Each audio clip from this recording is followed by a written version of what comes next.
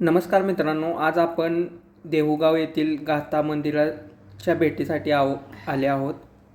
तर गाथा मंदिराची स्थापत्यशैली एकदम उत्कृष्ट पद्धतीची अशी आपण पाहू शकता.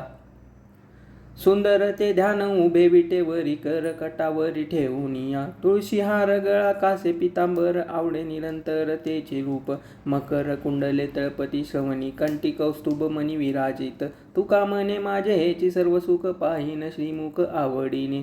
तुकाराम महाराजांच्या अभंगातील या उक्तीप्रमाणेच या मंदिरात आपण पाहू शकता. तुकाराम महाराजांचे संपूर्ण अभंग या मंदिराच्या भिंतीवर रेखाटले आहेत. तसेच तुकाराम महाराजांची विविध युगातील विविध रूपेही आपण येथे पाहू शकता, इथे दाखवलेली आहेत.